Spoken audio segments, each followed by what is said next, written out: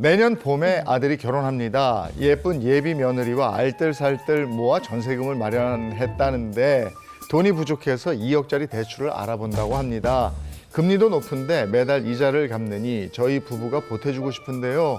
아들이 한살 꼭 갚는다고 빌려만 주라고 하네요. 고이 키운 자식 마음 같아서 그냥 주고 싶지만 부모 자식 간의 돈거래도 그냥 주고받으면 안 된다고 들어서 차용증이라도 써야 할지 어떻게 해야 할지 고민이 됩니다. 이러셨어요. 그러니까 전세 자금을 보태주려고 하시는 건데 증여세 때문에 고민이 된다 이런 네. 사연입니다. 사실 뭐 자식의 입장에서는 부모에게 늘 받아만 부끄럽지만 받아만 왔기 때문에 차용증을 쓴다 이러면 약간 차용증 막 이렇게 되거든요. 어색하죠. 네. 그렇기는 한데 이게 그냥 공짜로 큰돈 받은 게 아니다. 이걸 입증을 하려면 사실은 차용증을 써서 남겨두시는 게 좋습니다.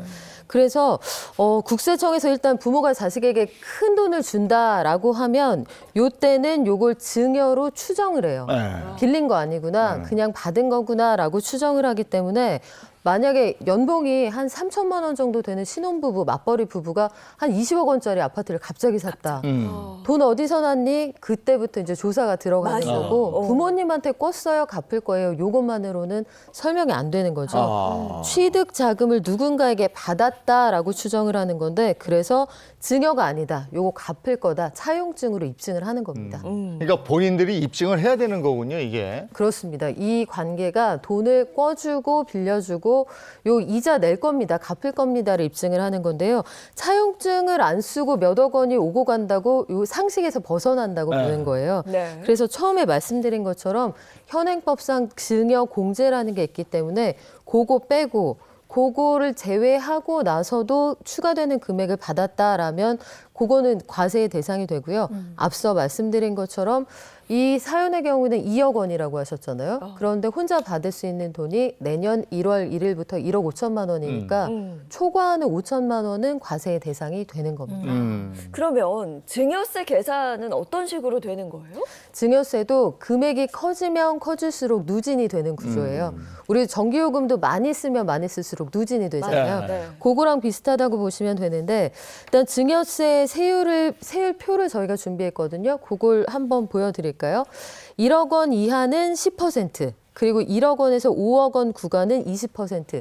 이런 식으로 세율의 구간이 확 올라가게 되는데 사연자분이 말씀하신 건 1억 5천만 원이 해당되는 구간이니까 세율은 20%가 되겠죠.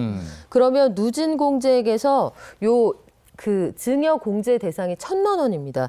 간단한 계산을 좀 해보면 1억 5천만 원 곱하기 20. 그러면 3천이 되죠.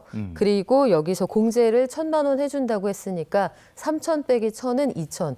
세금이 2천만 원이다. 이렇게 이해하시면 되겠습니다. 아니 보통 200만 원도 손이 막 떨릴 것 같은데 2천만 원에 사실은 2만 원도. 네, 2만 원. 네. 근데 1억 5천에 2천이면 너무 많은데 혹시 만약에 이걸 안 내게 됐을 경우에는 좀 어떻게 되나요? 자, 소득 있는 곳과 공짜 있는 곳에 세금이 있다고 말씀드렸잖아요. 지연하면 지연 이자에 해당하는 가산세가 붙는다는 거 꼭 기억을 하셔야겠고요. 가산세가 무섭습니다. 가산세가 원래 내야 하는 세금의 20%. 그런데 요거에서 끝나는 게 아니라 이자 연체하면 날짜 곱해지는 거 다들 아시잖아요. 가산세에 지연한 날짜까지 곱해진다. 세금은 미루지 않고 내는 거다. 이렇게 마음을 단단히 잡고 계셔야겠죠. 혹시나 해서 여쭤보는 건데 약간 네. 이 복불복이라고 약간 안 걸리는 경우도 좀 있지 않나요? 위험한 생각이에요. 혹여나. 네. 네. 그럴 수도 있죠. 네. 그 세정 당국이 가지고 있는 그런 어떤 인적 자원의 한계가 있을 수 있지만 요거 나중에 걸리면 2배, 3배로 굉장히 곤란한 상황이 될 수 있으니까 내야 하는 세금은 미루지 않는다. 피할 수 없다. 죽음과 세금은 피할 수 없다. 이런 말이 있습니다. 네. 아니 말 나온 김에 국세청 세무조사 대상이 되는 경우는 어떤 경우예요? 일단 부모님이 돌아가셨을 경우에 거액을 상속받는다라고 하면 이때도 조사의 대상이 될 수 있고요. 앞서 잠깐 언급을 드렸는데 연봉이 크지 않은 것 같은데 이렇게 비싼 집을, 이렇게 비싼 건물을 너희들 능력으로 불가능할 것 같은데 이때도 조사가 될 수 있고 너희 아버지 뭐 하시노 했을 때 아버님이 큰 회사 사주다.